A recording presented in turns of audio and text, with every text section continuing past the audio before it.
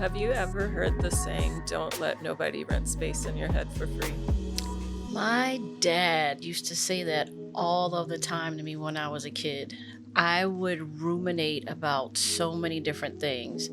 If I didn't get 100 on an exam, if I had a conversation with a teacher and she might have said something in a tone that I was worried that I upset her, that kind of rumination and letting people rent space, it's like a monopoly board. Like there's hotels, there's all kinds of stuff that I'm thinking about in there. How about for you?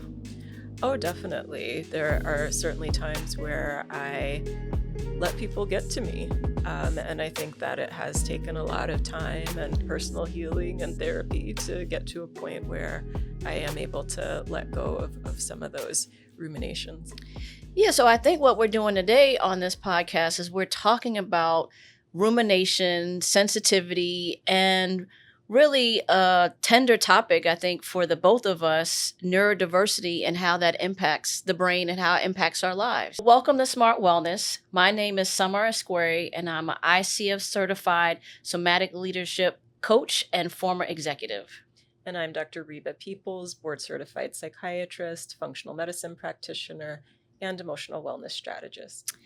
And together we've created Smart Wellness to help gifted, high achieving Black professionals stop surviving their success and start living it from a place of alignment, rest, and self trust. This podcast blends neuroscience, somatic healing, and cultural wisdom in order to provide real embodied wellness, not just wellness that looks good on paper. So let's get into this topic. We're talking about rejection sensitivity dysphoria. We're talking about neurodiversity. We're talking about those thoughts that are incessant, that will not let go and cause a lot of distress. And before we dive into that topic, I just want to give a quick disclaimer. This podcast is for educational purposes only and is not intended to serve as medical advice. Please be sure to consult with your personal physician before implementing any wellness treatment. So let me tell you a little bit about some of the struggles I've had, particularly being in corporate America. I would hate to receive any kind of feedback. I didn't know if it was real criticism, if the people like me, if they didn't. And so I spent a lot of time trying to avoid feedback. If somebody gave me any feedback, I would never hear about it again because immediately I would change my behavior. Whether I agreed with it, whether I didn't, it really didn't matter. I did not want that perception of either I'm not doing well or there was a problem with me. What do you think that's all about? Well, I mean, I think that's really layered. So as Black professionals, there is a heightened sense of needing to do things right. So we don't necessarily get to enjoy the assumption of competence that some of our other colleagues may enjoy. So when we do make mistakes, sometimes that is viewed as pretty much confirmation. So there's something called a confirmation bias, where you really look to any sort of behavior that can reinforce your already preconceived view of another person. So if someone who is in a group that is historically considered less than makes a mistake, that mistake is viewed as proof of their incompetence. Whereas if someone who is of a group that is more of the favorite group makes a mistake, well, it's a growing pain, or, they just need a little bit more support and encouragement. So sometimes that perfectionism is a bit of survival, given some, very real obstacles that we tend to face in the work environment. And let me tell you, you said perfectionism. What it really helped me to practice was not only perfectionism, but people pleasing, wanting to make sure that I did everything right the first time, perfect, impeccably, right? That there were no room for errors, there were no room for mistakes.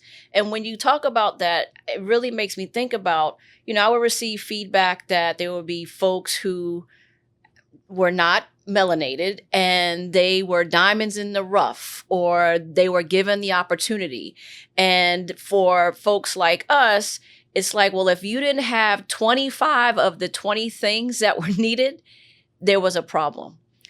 The other thing that I'll say about it is that I felt the pain of the feedback and the sensitivity in my body as if somebody was physically hurting me. Like I felt somatically that pain. Mm. Like it was the same, no different than, being hit, struck, etc. What is that about? Like, was I perceiving that? Is that a real thing to feel emotionally pain the same as physical? So sometimes people can have something called rejection sensitive dysphoria. So that really has to do with differences in brain wiring. So there is some thinking that people who struggle with rejection sensitive dysphoria have alterations in their dopamine pathways. So it's very common in people with ADHD, for example, and common in people who may have mood disorders as well. Um, so when someone who has this, rejection sensitive dysphoria senses, that they've made a mistake or senses, rejection, then it can trigger a very intense emotional response that does feel very painful. And so you said a word that actually felt a little sensitive to me. You said disorder. Mm. So is this mean that there's something wrong with me and other people? That word has the connotation of something being very negative. So am I disordered? Is there something wrong with me? So at least when we do use that term disorder, um, we're thinking about the DSM, so the Diagnostic and Statistical Manual, which is sort of the Bible for psychiatry. And a disorder is anything that really impacts functional capacity or causes distress. So, from that sort of um, technical sense of the word, because there is significant distress, it can be considered a form of a disorder. Now, RSD specifically is not considered a legitimate diagnosis. It's not listed in the DSM. But when we do think about mood disorders, for example, for something to rise to the level of being considered a disorder, it does have to meet that criteria of either significant distress or making it difficult to function. So that's from your psychiatry hat using the word disorder. Mhm. Now, from your embodied lived experience, how would you frame it for me to understand, for folks to understand? Because there could be shame and, the pathologizing of something is wrong mentally, emotionally. So taking off your psychiatry hat, Mhm. which I know is there because you've been shaped by all those years of medical school or residency and your practice for over 20 years. How would you describe it? Well, I mean, a lot of times what we describe as disorders are functional adaptations to dysfunctional environments. So we are navigating a lot, and it is not unusual that we will feel distress or pain when we are navigating situations that are exceedingly difficult. Um, Yeah. And so also let's talk a little bit about like epigenetics. So everything for folks who have been colonized, that is in our bones, that is like in our bodies. And so it really was a life and death situation for our ancestors when they were in the early stages of colonization, when they were chattel slavery and enslaved, that any deviation from perfection was life or death, or any deviation from perfection could cause them to be sold to another group to be removed from their community. So this is not just something that we have adapted to current day, but in my belief, this is something that we've been carrying for a very long time. So what are some of the things that we can do? Should this be something that we live with? Is this something that we need to try to dismantle in ourselves? What are some of the things that we can do to help with this, all these, hotels and apartments that are being rented in my head by n number of people and experiences? I mean, there are a few things that we can do. Certainly, working with a therapist is important for learning, skills around, emotional regulation and being able to tolerate distress. Also doing some reality testing around, some of those automatic negative thoughts that we tend to tell ourselves. So that's one way to cope. Another way is um, if things are significant to a point where, there is functional incapacity, or if we're, really having a significant amount of distress, sometimes, we need to intervene chemically, be that with a pharmaceutical or a nutraceutical. Um, Also, really relying on community, relying on support, knowing the people who are in your corner, who are going to really kind of speak life into you. So, a lot of times we're navigating situations that really don't have our best interests in mind. So, making sure that you are able to build that sense of community outside is extremely important. Yeah, absolutely. I think what's coming to mind for me somatically are a couple of different practices. And one of the things that you mentioned was community. And so anytime we practice a new thing, what is helpful for us to adopt a new thing and get away from perfectionism and people pleasing is inviting those trusted community members into the experience. So, one practice that you can do is with a trusted friend, family member, partner, etc. Let them in on you doing a new thing. And it's as simple as saying, hey, I'm trying to practice this. And for this exercises, I'm trying to practice whether or not the feedback that I've received or the rejection that I think that I have experienced, having them support you in right sizing or reality checking whether that is the thing. So for the next 21 days, your trusted partner, your trusted advisor. I actually call all of my people a board of director. They are my support team. They are the ecosystem that helps to feed me. What I would do is I would say to my best friend, Kim, hey, I'm trying this new thing to really understand whether or not I'm perceiving the feedback as rejection or is it something else? And one of those ways could be that she's in the experience or the event with me, or for me to describe what happens and ask her, can you give me feedback and your thoughts from your perspective? Now, again, you're telling this person that you are in practice, right? So if you are in practice, part of the help is not adding more negative and constructive feedback to you, but really being in a space of curiosity and of presence and experimentation so that they can help you right size and perspective check your thinking.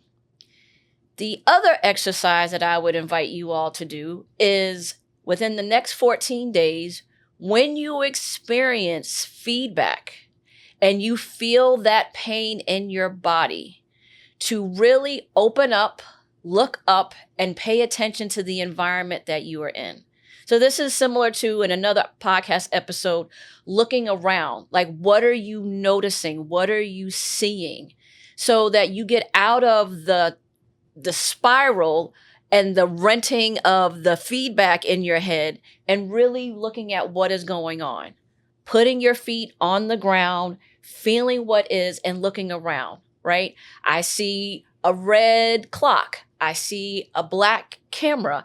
I see gray carpet, right? Like really getting into the details because that takes you out of the rumination and it helps you to think about other things that will help your body slow down and to not feel that feeling.